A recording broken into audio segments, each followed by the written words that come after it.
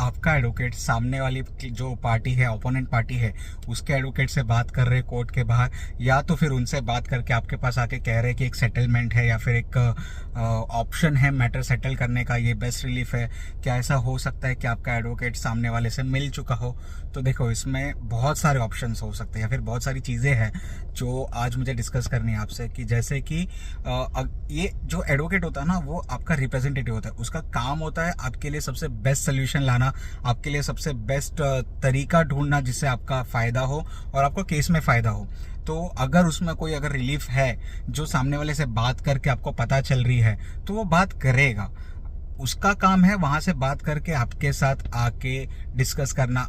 At the end जो decision होता है कि वेदर आपको सेटलमेंट एक्सेप्ट करना है या नहीं करना है, वो आपकी चॉइस है। बट एडवोकेट का काम है आपके लिए बेस्ट रिलीफ लेके आना। और वो जब तक सामने वाली पार्टी से बात नहीं करेगा, तब तक एक कोऑर्डिनेशन बिल्ड नहीं होगा, एक सेटलमेंट होने के चांसेस, या तो फिर केस को कैसे अच्छी तरीके से एंड किया जाए, वो सब डिस्कशन नहीं होगा।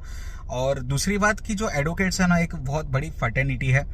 वो फ्रेंड्स भी होते हैं, वो एक दूसरे को बहुत टाइम से जानते भी होते हैं। तो ऐसा ज़रूरी नहीं कि आपके केस के लिए ही जाके वो बात कर रहे हो सकता है कुछ केस में वो साथ में भी काम कर रहे हो सकता है वो कुछ केस में वो गाइडेंस ले रहे हो एक दूसरे से।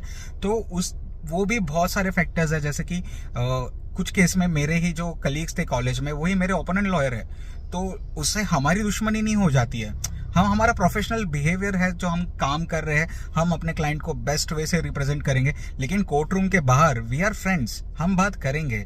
तो ये एक बहुत बड़ा मुद्दा हो जाता है, जिससे क्लाइंट्स को हर बार लगता है कि हमारा जो एडवोकेट है वो सामने वाले से मिल चुका है या उनसे पैसे ले चुका है, जानबूझ के हमें केस हरा रहा है। ऐसा हर बार ज़रूरी नहीं है कि ऐसा हो। एडवोकेट का काम है बेस्ट सोल्यूशन आपको ला के देना। एट द एंड एक्सेप्ट करना नहीं करना वो आपकी मर्जी है।